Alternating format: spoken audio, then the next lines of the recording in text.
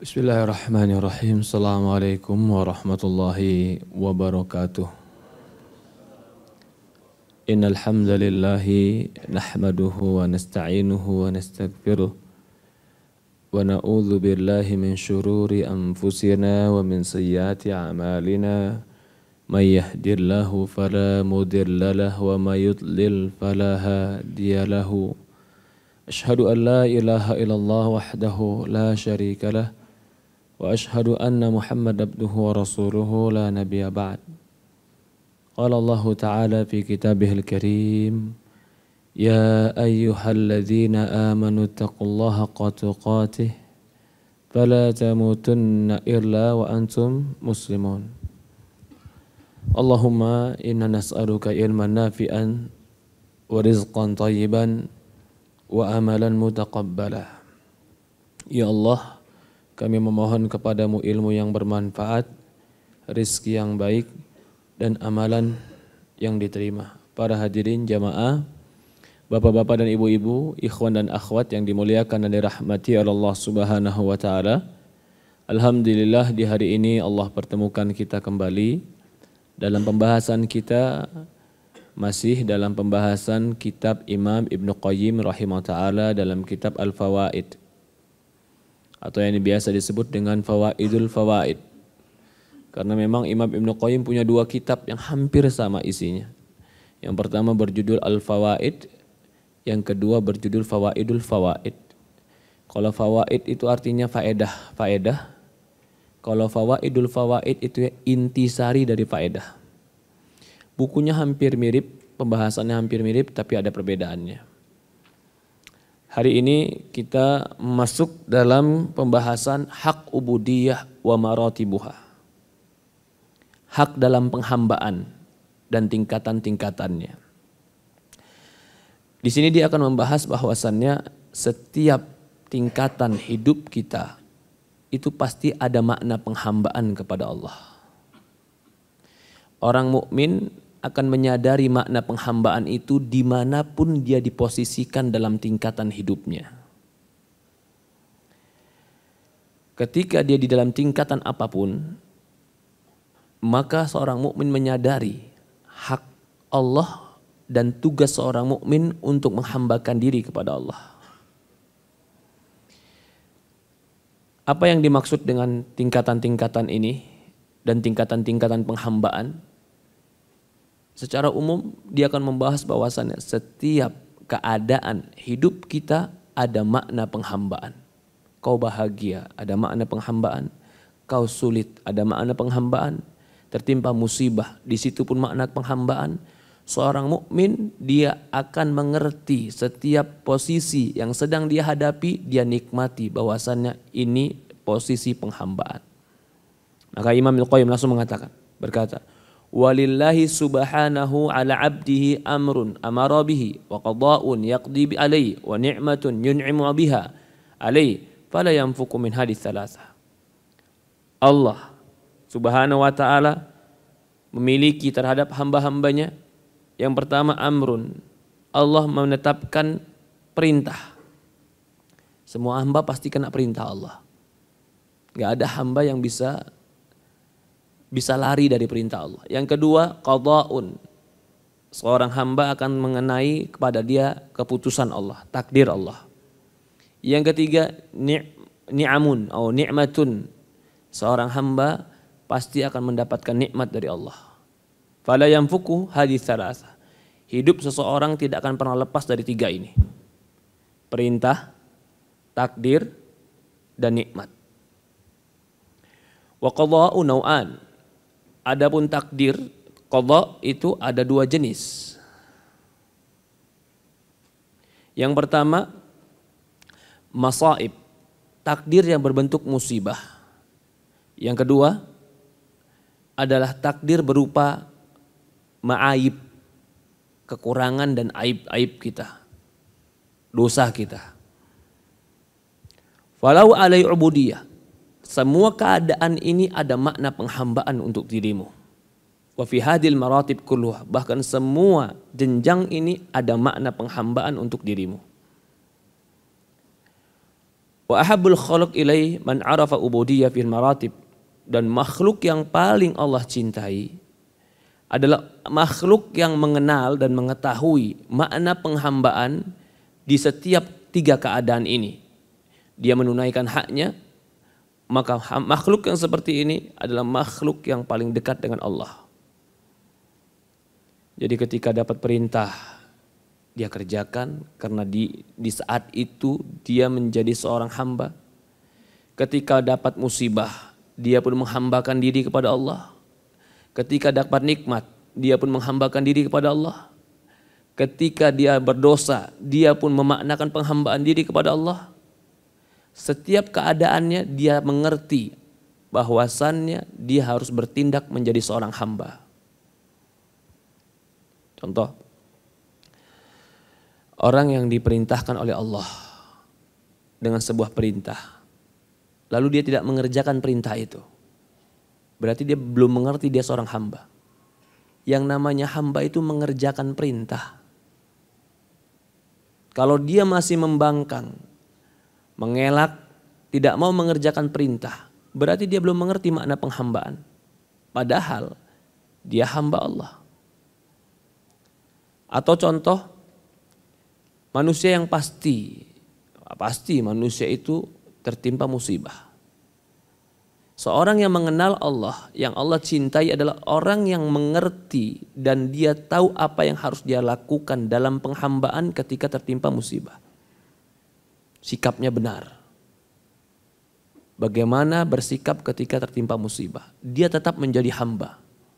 Orang yang mencela, orang yang tidak terima, orang yang protes kepada musibah, dia belum mengerti kalau dia itu hamba. Ini akan dibahas Ibnu Qayyim secara umum. Hidup kita ini tidak akan lepas dari perintah, tidak lepas dari musibah, tidak lepas dari nikmat. Begitu juga nikmat. Ketika seorang hamba diberikan nikmat oleh Allah Subhanahu wa taala, dia akan menetapkan dan dia akan bersikap dengan nikmat itu sebagai seorang hamba. Inilah yang Rasulullah katakan, ajabali amri mu'min inna amrau kullau lau khair. Orang mukmin itu sangat mengagumkan kata Rasulullah. Karena semua keadaan dia selalu dalam baik. Fa in asabatu darra, kalau dia tertimpa musibah, sabar. Dia sabar, fakanat khairun lah. Maka itu baik bagi dirinya. Fa in asaba sarra, kalau dia mendapatkan kebahagiaan, syakar. Dia bersyukur, itu baik bagi diri dia. Walaysa dzalika li ahadin illa lil mu'min. Enggak bisa seperti ini seorang pun kecuali orang beriman. Orang beriman di setiap keadaannya dia memaknai penghambaan diri kepada Allah. Ini yang akan dibahas, ya. Wa ab'aduhum, dan manusia yang paling jauh dari Allah adalah manjahula ubudiyah. Orang yang tidak mengerti makna penghambaan di setiap keadaan hidupnya. Ini orang yang jahil. Fa'ubudiyatul fil amr. Bagaimana penghambaan ketika Allah perintahkan kita? Imtithaluhu.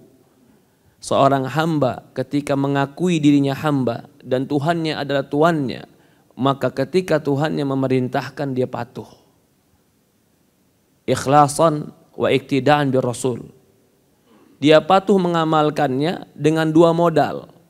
Yang pertama, dia ikhlas murni melakukan karena ingin mendapatkan ridho Tuhannya. Yang kedua, dia melakukan sesuai dengan bimbingan Rasulullah SAW. Begitu juga ketika dia mendapatkan larangan, dia menjauhkannya. Khaufan min, takut dari Allah, wa ijlalan wa mahabbatan, sebagai penghormatan dan kecintaan kepada Allah. Ini penghambaan ketika mendapatkan perintah dan larangan.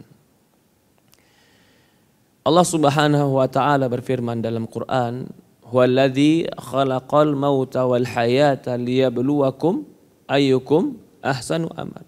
Allah yang telah menciptakan kalian agar Allah menguji kalian siapa yang terbaik amalannya. Di antara perintah dan ujian Allah, atau di antara ujian Allah Subhanahu wa taala kepada hambanya, Allah uji hambanya dengan perintah. Maka perintah apapun dari Allah pada hakikatnya itu adalah Allah menguji kita. Maukah kita patuh dan taat kepada Tuhan kita? Ketika kita mentaati dan mematuhinya, berarti kita memahami tugas kita sebagai hamba. Tapi ketika kita tidak mematuhinya, kita berpaling darinya, maka kita tidak mengerti makna penghambaan itu sendiri. Maka dari ini para nabi penghambaannya dengan penghambaan yang tinggi, perintahnya pun dengan perintah yang tinggi. Apakah Nabi Nuh alaihissalam pernah tahu kapan akan turunnya hujan dan akan keluarnya air dan badai-badai air dari bumi? Tapi sudah puluhan tahun dia diperintahkan oleh Allah untuk bikin kapal. Padahal waktu itu paceklik, nggak ada air. Tapi dia kerjakan. Sampai orang mengatakan, kamu ngapain bikin kapal besar? Nggak ada air bikin kapal besar. Apa jawaban Nuh? Cuma satu. Amaroni Rabbi. Aku diperintahkan Allah. Tahukah dia kapan akan keluar air? Tahukah dia akan keluar nanti air besar, air bah? Nggak tahu. Kenapa dia lakukan itu? Sementara dia tidak mengerti dan tidak tahu kapan terjadi sesuatu yang akan Allah keluarkan. Dia mengerjakan itu cuma alasan satu. Karena perintah Tuhanku. Maka kita mengerjakan perintah Allah itu cuma satu. Karena perintah Tuhanku. Gak wajib Allah kasih tahu kita apa hikmahnya. Gak wajib. Tapi kalau kata Allah kerjakan, kerjakan. Apa hikmahnya? Allah alam. Apakah Ibrahim alaihissalam ketika diperintahkan menyembelih anaknya tahu bahwasannya akan diganti menjadi kambing dan hikmahnya akan menjadi syariat? Gak tahu. Tapi ketika itu datang kepada dia, engkau seorang hamba diperintahkan oleh Tuhanmu, dia memposisikan dirinya sebagai hamba. Maka itulah penghambaannya para nabi, penghambaan yang besar. Tahukah Nabi Muhammad SAW dia akan menang ketika perang Badar. Ketika Allah perintahkan keluar, lawan mereka. Padahal lawan bisa berbanding 10 kali lipat lebih besar. Gak tahu. Cuman satu, ini perintah Tuhanku. Ternyata yang seperti ini, penghambaan seperti ini ditanamkan oleh para nabi untuk anak-anak dan keluarganya. Maka ketika Nabi Ibrahim alaihissalam mengantarkan istrinya Hajar ke Mekah. Yang disebutkan kita tahu semua. Mekah padang pasir, gak ada yang tinggal, gak ada air. Hajar ditinggal di situ. Bersama Ismail. Hajar pertamanya cuma diberikan kurma dan air putih yang ditinggalkan. Berbalik badan Ibrahim, kembali dia ke Palestina. Hajar ditinggalkan di Mekah. Sambil Hajar teriak, ya Ibrahim kau tinggalkan kami di tempat ini. Gak ada pohon, gak ada air, gak ada kehidupan. Ibrahim terus berjalan. Sampai akhirnya Hajar mengatakan, ya Ibrahim apakah ini perintah Tuhanmu? Ibrahim mengatakan, iya ini perintah Tuhanku. Kembali Hajar duduk di tempat yang dimana Ibrahim memerintahkan dia duduk. Dia katakan, Hajar mengatakan, kalau begitu Tuhanku tidak akan pernah menelantarkan aku. Ini istri yang dididik oleh seorang nabi. Suatu hari ada orang datang kepada Aisyah radhiyallahu an, mengatakan, ya Aisyah, kami perempuan, limadha tu'mar qadha'is saum wala nu'mar bi qadha'is salat. Ya Aisyah, kenapa kita para perempuan diperintahkan mengqadha puasa tapi tidak diperintahkan mengqadha salat? Lah kan secara logika puasa ibadah, sholat ibadah. Harusnya diqadha dua-duanya. Karena sholat pun bisa diqadha kalau kelewatan. Apa kata Aisyah? Ahururiyatun anti? Apakah engkau termasuk kelompok hururiyah? Lalu perempuan ini menjawab, ya la ya Aisyah, inna masa'alt, aku cuma tanya. Jadi pertanyaan di sini, siapa ini Hururiyah? Sebelum kita bahas Hururiyah sedikit, kita bahas dulu jawaban Aisyah, karena ini yang poin kita. Apa kata Aisyah? Kata Aisyah, innama nu'maru biqada'is shaum wala nu'maru biqada'is salat. Kami cuma diperintahkan mengqadha puasa, tidak pernah mengqadha salat. Tidak pernah diperintahkan mengqadha salat. Ini sebenarnya jawaban atau tidak sih? Ya Aisyah, kenapa kita disuruh mengqadha puasa tapi tidak diperintahkan mengqadha salat? Jawaban Aisyah apa? Sesungguhnya kami cuma diperintahkan mengqadha puasa, kami nggak diperintahkan mengqadha salat. Artinya jawaban cuma satu, itu perintah. Kembali kepada ahururiyatin ant, apakah kamu termasuk hururiyah? Karena di zaman itu sudah masuk kelompok hururiyah yang selalu mengkaitkan semua perintah harus ada hikmahnya. Kalau kau tahu dia tidak tahu hikmahnya, maka perintah itu belum tentu kau wajib kau lakukan. Jadi semua perintah seolah-olah harus dia tahu dulu hikmahnya. Kalau dia tidak tahu, buat apa saya mengerjakan sesuatu tidak tahu? Ini orang yang paling sombong, Pak. Betul. Kenapa paling sombong? Karena engkau menganggap akalmu mengetahui semua hikmah. Sehingga engkau mengatakan, jika akalku tidak tahu hikmahnya, maka tidak ada kebaikannya, saya tidak mau melakukannya. Ini kesombongan, menganggap diri tahu semua hikmah. Padahal betapa banyak hikmah yang kita tidak tahu. Betapa banyak perintah-perintah Allah yang di sana kebaikan yang kita nggak tahu. Bukan karena tidak ada hikmahnya, karena kelemahan kita yang tidak tahu. Ini harusnya posisi mukmin. Perintah itu pasti ada hikmahnya. Tapi tidak wajib bagi Allah memberitahu saya hikmahnya. Dan tidak semua hikmah saya tahu. Ketidaktahuan saya terhadap sebuah hikmah bukan berarti tidak ada hikmahnya. Sehingga apapun yang Allah perintahkan, dia menjadi posisi dia ubudiyah. Tetap menjadi seorang hamba. Karena dia pasrah kepada Allah. Inilah yang dikatakan dengan Islam. Islam itu adalah memasrahkan diri. Lah memasrahkan apa? Bapak jadi laki-laki, gak bisa milih jadi perempuan, itu memasrahkan tidak? Tapi pasrah seperti ini gak ada pilihan, semua makhluk bisa. Maaf, hewan jadi hewan, bisa gak dia milih sekarang mau jadi manusia? Pasrah dia dengan apa yang Allah pilihkan untuk dia. Pasrah seperti ini namanya Islam. Islam seperti ini semua makhluk bisa. Tapi pasrah yang tinggi adalah ketika Allah katakan jangan kau sentuh. Jangan kau dekati. Dia mampu mendekati, dia mampu menyentuh, tapi dia pasrahkan dirinya kepada perintah Allah. Jangan dekati, aku tidak dekati. Pasrah seperti inilah yang dikatakan Islam agama. Pemasrahan diri. Maka definisi Islam itu al-istislamu lillahi bitauhid wa inqiyadu lahu bitta'at wa bara'atu minasyirki wa ahli. Menyerahkan diri kepada Allah dengan tauhid. Apa maksud menyerahkan diri? Apa yang Allah halalkan halal, apa yang Allah haramkan haram, apa yang Allah perintahkan dikerjakan, apa yang Allah suruh tinggalkan tinggalkan. Itu pasrah namanya. Tapi kalau dia masih mendahulukan nafsunya, Allah bilang jangan, kata nafsunya iya, yang dia dekatin iyanya daripada jangannya. Dia belum pasrah sama Allah, dia masih mengikuti dirinya. Tingkatan pasrah kepada Allah itulah tingkatan muslim. Kembali, pasrah ini bisa jadi kepada perintah Allah. Yang kedua kata dia, penghambaan di dalam takdir. Tadi penghambaan di dalam perintah dan larangan. Kita harus jadi hamba. Ketika datang perintah dan larangan harus jadi hamba Allah.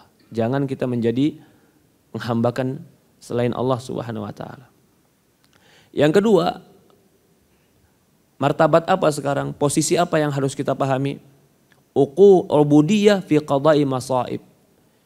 Menjadi hamba ketika dapat musibah. Bagaimana menjadi hamba ketika mendapatkan musibah? As-sabru 'alaiha. Kau sabar terhadap musibah tadi. Tsumma ridha biha. Kemudian ridha dengannya. Wa huwa a'la min. Ini posisi penghambaan lebih tinggi daripada sabar. Tsumma syukur alaiha. Kemudian yang paling tingginya kau syukur terhadap musibah. Jadi penghambaan ketika dapat musibah itu ada berapa?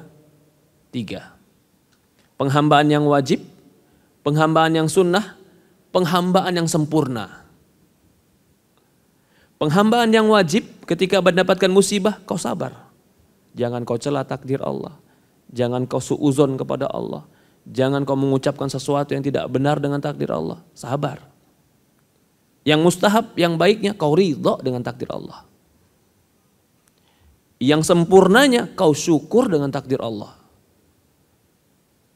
Bagaimana beda ini? Sabar, ridha, syukur. Yang paling jeleknya kau tidak ridha dan mencela takdir Allah. Sudah dapat takdir jelek, dapat dosa, dan tidak akan diangkat musibah itu sampai dia taubat kepada Allah. Ini penghambaan manusia kepada Allah ketika musibah. Sabar. Sabar itu menahan bahasa dirinya. Bahasa Arabnya sabar itu, sabar itu habas, mengekang jiwa, memenjarakan hati, itu sabar. Jadi orang sabar itu ketika mendapatkan musibah, dia memang masih ada di dalam hatinya sesuatu yang dikekang, dia ikat. Berat, sulit, susah, ada. Bahkan mungkin sedih, ada.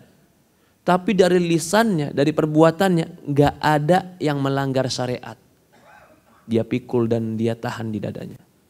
Itu sabar namanya. Walaupun di hatinya penuh dengan gejolak, kesedihan, gejolak, kesusahan. Tapi selama lisan dan perbuatannya tidak melanggar syariat Allah, dia masih dalam kategori sabar. Yang berikutnya, yang mustahab, kategori ketika mendapatkan musibah ridha. Apa itu ridha? Beda dengan sabar. Kegundahan, kesempitan di hati tadi sirna. Rela. Ini memang yang terbaik dari Allah. Lapang dada. Tapi berat dia masih menerima. Iya, tapi dia ridha. Ini posisi ini ketika mendapatkan musibah, ini bukan posisi yang wajib. Ini posisi yang sunnah. Kalau kau bisa dalam martabat ini, kau baik. Posisi sabar itu posisi yang wajib. Gak ada pilihan lain kecuali harus pada posisi itu. Posisi yang tertinggi adalah posisi syukur. Posisi syukur bagaimana? Kau bersyukur terhadap musibah. Ya Rabb. Ini posisi yang sangat tinggi. Sangat tinggi dalam berbaik sangka kepada Allah. Sangat tinggi dalam kecintaan kepada Allah. Sangat tinggi dalam keyakinan kepada Allah. Dia ridho apapun yang dilakukan oleh yang dia cintai untuk dirinya, saya ridho. Saya syukur karena saya mencintainya. Apapun yang dia lakukan untuk diri saya tidak pernah sama sekali sempit. Bahkan saya bersyukur karena saya tahu ini cara saya mendekat untuk pada dirinya. Itulah makanya dikatakan, dalam hadis dikatakan, man yuridillahu bi khairan yusib minhu. Barang siapa yang Allah inginkan untuk dia kebaikan, Allah kasih dia musibah. Orang yang martabat iman dan martabat hati, martabat spiritual yang gak sampai kepada ini, dengar hadis ini bingung. Lah, ketimpa musibah malah kebaikan. Dari mana? Tapi orang yang mengerti tentang penghambaan, mengerti tentang bahwasannya takdir dan apa yang diputuskan oleh Tuhanku pasti terbaik untukku.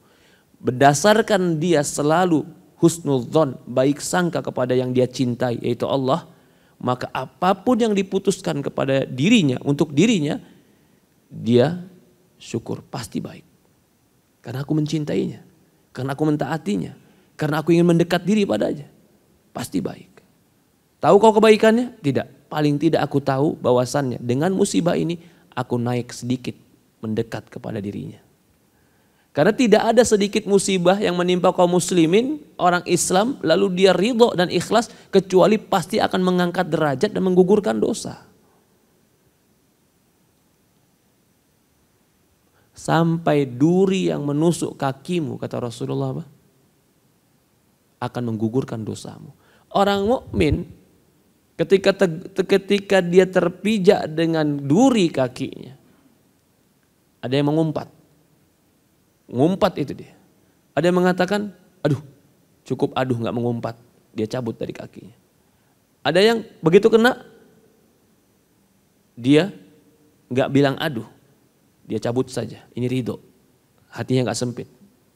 Ada yang ketika terkena duri kakinya, dia innalillah, tapi hatinya senang. Mudah-mudahan dengan ini ada dosaku yang digugurkan. Ini semua makna ada penghambaan. Cuman di mana posisi kita ketika penghambaan musibah datang. Ini maratib, ini jenjangan. Jenjang ini semua bukan hanya dibutuhkan ilmu. Sekarang kita berbicara tentang ilmunya. Kita berbicara tentang pengetahuannya.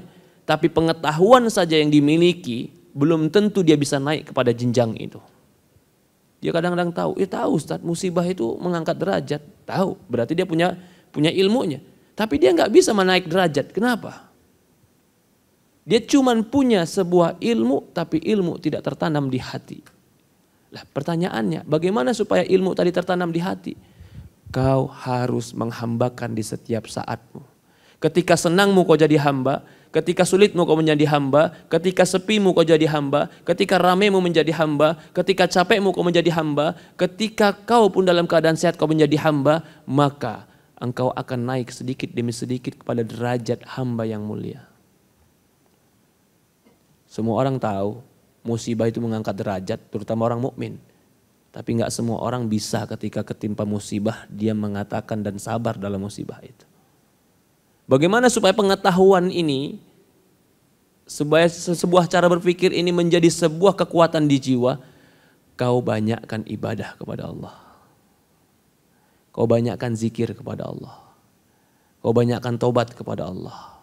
Allah yang akan menganugerahkan kekuatan dalam dirimu. Contoh. Bagaimana contohnya? Ada orang ketimpa, ada orang nabrakan Pak. Contoh ya, naik mobil. Begitu dia naik mobil, dia tabrakan mobilnya. Kebetulan dia tabrakan sama bajai. Beset itu mobilnya panjang. Musibah. Ada yang langsung marah, mukul, berkata kasar. Apakah besetnya akan hilang? Tidak. Dia akan terus meluapkan itu. Kenapa? Sempit dadanya. Kesempitan dada ini menyebabkan terluapkan dan tidak terpikulnya di dalam jiwa yang sempit tadi. Ketika tidak terpikul dalam jiwa yang sempit akan terluapkan dengan sesuatu yang tidak baik. Contoh yang kedua, ada orang yang kedua tabrakan yang sama. Sama masalahnya. Sama juga kerusakannya. Tapi yang kedua, Allah lapangkan dadanya. Allah lapangkan jiwanya. Sehingga dia mampu memikul itu. Udahlah. Memang berat, tapi dia mampu memikul itu. Melapangkan jiwa dan melapangkan dada. Kenapa? Yang satu Allah tidak lapangkan, yang satu Allah lapangkan. Ini, perbedaan ini dikarenakan perbedaan penghambaan dia kepada Allah. Kalau semakin dia menghambakan diri kepada Allah dengan baik, musibah tetap ada. Tapi Allah berikan kelapangan ketika ketimpa musibah. Jangan berpikir, oh saya jadi hamba Allah Ustaz, saya puasa. Saya sholat, saya sedekah, saya duha. Kok saya ketimpa musibah Ustaz? Musibah itu siapapun dapat. Tapi tidak semua orang ketika dapat musibah diberikan pertolongan untuk mampu menghadapi musibah. Musibah semua orang dapat, bisa dapat. Tapi tidak semua orang Allah berikan kemampuan untuk keluar dari musibah. Bisa jadi ada orang yang tertimpa musibah, yang satu diberikan taufik sehingga dia bisa keluar dengan cara yang benar, yang satu dibiarkan oleh Allah. Sehingga dia mengambil keputusan yang salah ketika tertimpa musibah. Semua tertimpa musibah, tapi pertolongan beda, penghambaan beda. Ini yang dikatakan Ibnu Qayyim. Yang pertama adalah sabar, yang kedua adalah ridho, yang ketiga yang tertinggi adalah syukur. Dan itu lebih tinggi daripada ridho. Wa hadza innama yata'atta minhu idza tamakkana hubbu wa qalbu. Kau bisa itu terjadi, ya. Keridhaan itu bisa terjadi, syukur itu bisa terjadi ketika tidak musibah, ketika semakin kokoh kecintaan di dalam hati kepada Allah. Itu pertama. Yang kedua, alima husnul ikhtiyari lahu wa birri lahu. Dia tahu bahwasannya segala sesuatu yang dipilih oleh Allah untuk dirinya itu adalah kebaikan dan baik. Walatfu bih, bahkan di dalamnya ada kelembutan Allah. Wa ihsanu ilaih bil musibah, bahkan terkadang itu bentuk kebaikan Allah dengan musibah. Fa in kariha musibah, walaupun dia tidak suka dengan musibah. Terkadang ada sesuatu yang sakit, tapi ternyata yang sakit ini menghasilkan sesuatu yang lebih baik, lebih banyak. Dokter harus mengamputasi kaki. Kalau kita fokus kepada amputasi kakinya, kita stres. Kenapa harus diamputasi? Nggak punya kaki, berat. Tapi ternyata mengamputasi kaki itu menyelamatkan yang lain dan kebaikan yang lebih banyak daripada yang lain. Orang mukmin akan melihat bukan yang dipotongnya, dia melihat dampak belakangnya, ternyata lebih baik. Terkadang Allah Subhanahu wa ta'ala mengamputasi keinginan kita yang kita cita-citakan. Allah nggak kasih. Allah nggak berikan. Bahkan Allah berikan sebaliknya. Tapi orang mukmin harus sadar, pasti ada hikmah, kelembutan, kebaikan Allah di dalamnya. Sehingga tumbuh dalam dirinya syukur. Itu yang paling tinggi. Paling tidak ridho, itu setelahnya. Paling tidak sabar, itu yang wajibnya. Wa ihsanu ilaihi bil musibah fa in kariha musibah. Dia ya bisa jadi itu kebaikan Allah kepada hamba ketika tertimpa musibah walaupun dia tidak suka musibah. Fa asa an takrahu syai'an fa huwa khairul lakum, kata Allah dalam surat Al-Baqarah, bisa jadi kamu tidak suka sesuatu padahal itu baik bagi dirimu. Wallahu ya'lam wa antum la ta'lamun. Allah lebih tahu dan kamu enggak tahu, kata Allah. Yang berikutnya, ubudiyah fil qadai ma'aib, penghambaan diri ketika kita terjerumus dalam dosa. Ini berikut. Tadi kalau musibah, semua orang pasti kena musibah. Perintah, semua orang pasti kena perintah. Sekarang dosa, semua orang juga pasti akan berdosa. Gak ada orang yang suci dari dosa, gak ada. Tapi ternyata di dalam dosa itu ada makna penghambaan diri kita kepada Allah. Mubadara ila taubatu minha. Apa penghambaannya? Yang pertama, dia segera bertaubat kepada Allah. Wukuf mi maqami i'tidar wa inkisar. Dia selalu berdiri dalam keadaan i'tidar, mohon maaf. Wa inkisar, selalu dalam hati yang penuh dengan merasa bersalah. Aliman bi annahu la yarfa'u anhu illahu. Dia tahu bahwasannya tidak akan ada yang bisa mengangkat musibah ini, yaitu maksiat dan dosa ini kecuali Allah. Intinya gini, kadang-kadang Allah biarkan kita berdosa. Untuk apa? Agar Allah mengajari kita. Kita tahu bahwasannya diri kita nggak suci sehingga kita terus merasa kotor di hadapan Allah. Berapa banyak orang yang bisa sholat malam karena dia merasa kotor di hadapan Allah. Berapa banyak orang yang suka sedekah karena dia merasa bahwasannya dia penuh dengan dosa dan menutupi dosa dengan sedekahnya. Betapa banyak orang menjadi rendah, tawadu, karena dia merasa saya nggak suci, saya penuh dosa. Jadi dosa yang dia lakukan pada hakikatnya memberikan dia sebuah kekuatan untuk apa? Untuk sholat malam, untuk taubat, untuk rendah hati, untuk tidak merasa suci. Lah, memang dosanya jelek, tapi ternyata buah dari itu semua bisa mengantarkan kebaikan. Berarti ketika dia sedang melakukan dosa, lalu dia bertobat kepada Allah, dia mengerti martabat ini, posisinya. Kau posisi dosa, hadapilah dengan taubat. Maka saya pernah bilang, jadilah pertobat yang menyebabkan syaitan menyesal pernah mengganggumu. Ya, jadilah pertobat yang menyebabkan syaitan menyesal pernah mengganggumu. Kenapa itu? Sebelum melakukan dosa besar, dia nggak peduli. Sholat yang penting sholat, 5 waktu tidak ke masjid, nggak pernah kajian, yang penting saya orang baik, sholat 5 waktu seadanya.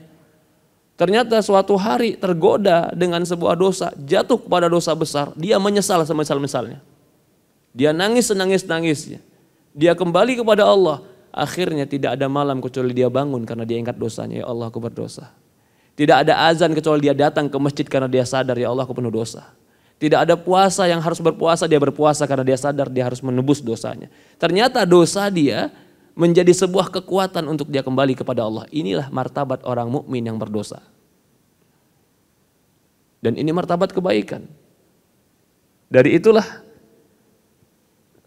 dosanya Adam bukan sebagai celaan untuk Adam. Ketika dosa Adam dikeluarkan dari surga, apa kata Adam? Rabbana zalamna anfusana fa illam taghfir lana wa tarhamna lanakunanna minal khasirin. Ya Allah, kami telah menzalimi diri kami. Kalau kau tidak ampuni kami, kalau kau tidak rahmati kami, kami pasti menjadi orang-orang yang rugi. Menjadi orang yang lebih sadar tentang dirinya dan lebih mendekat ke diri kepada Allah. Kalau begitu, dosa yang dia lakukan tadi bisa menjadi sebuah kekuatan untuk mendekatkan diri kepada Allah. Itu harus ada pada seorang mukmin. Menjadi kekuatan untuk dia terus mendekatkan diri kepada Allah. Betul, kita semua pasti punya dosa. Kita semua jatuh dalam dosa. Tapi jadikanlah dosa itu sebagai pendorong untuk kita menjadi orang lebih baik. Walau lam tudnibu, kata Rasulullah SAW, kalau seandainya kalian tidak pernah berdosa, la dhahaballahu bikum, kalian akan dilenyapkan oleh Allah. Allah akan datangkan satu kaum yang berdosa, tapi hati mereka penuh dengan penyesalan, amal mereka penuh dengan penyesalan, mereka terus ampun kepada Allah, sehingga Allah ampuni mereka.